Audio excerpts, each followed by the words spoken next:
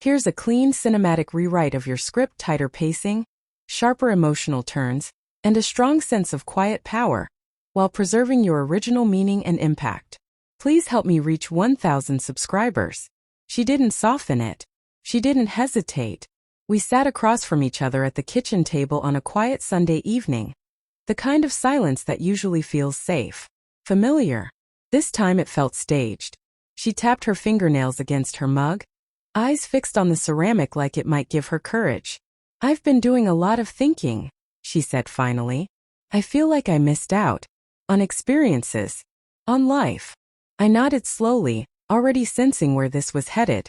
"I don't want a divorce," she added quickly, words spilling out now.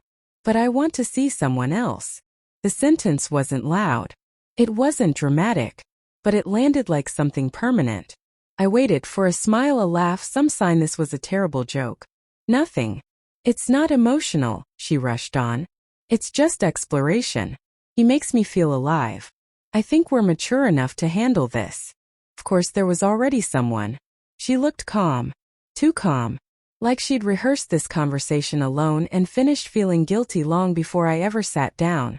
She was ready for anger, for shouting, for negotiation. What she wasn't ready for was silence. Then I smiled. Not tight, not sarcastic, just calm. "Okay," I said. Her eyebrows pulled together. "Okay what?" "Okay," I repeated. "If that's what you want, you're free to do it." She blinked. "That's it? You're not even going to ask who he is?" I stood, carried my cup to the sink, rinsed it slowly, dried my hands. "I don't need to." That's when her confidence cracked. She had expected resistance, rules, conditions, emotional chaos, something that proved she still controlled the moment. Instead, I walked past her toward the bedroom. "Wait," she said, standing abruptly. "Are you serious?" I opened the closet and pulled out a suitcase. "Yes." Her voice sharpened. "What are you doing?" "Packing." She laughed, uneasy. "Why would you leave? You said I could date him." "I did," I said evenly. "I never said I'd stay married while you did." Panic slipped into her voice. "That's not fair. You didn't even try to talk this through." I stopped and really looked at her. The woman I trusted, defended, planned a future with. The woman who believed loyalty was negotiable once it became inconvenient. "This is me talking it through," I said. "You asked for freedom. I'm giving it to you." Her face drained of color. "So you're just giving up?" I shook my head. "No. I'm choosing myself." She changed tactics. Tears came fast, almost practiced.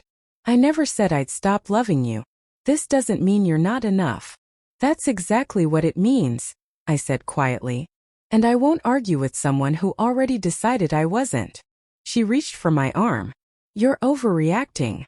I gently moved her hand away. "No. I'm finally reacting the right way." By the time the suitcase was full, her composure was gone. The woman who began the night confident and empowered now looked like someone who'd made a serious miscalculation. "So you're really okay throwing everything away?" she asked. I zipped the suitcase. "You did that the moment you asked to share what was meant to be exclusive." She stared as I set the suitcase by the door. "You don't even seem hurt," she whispered. "I am," I said. "I'm just not desperate." That's when it hit her. My calm wasn't indifference. It was final.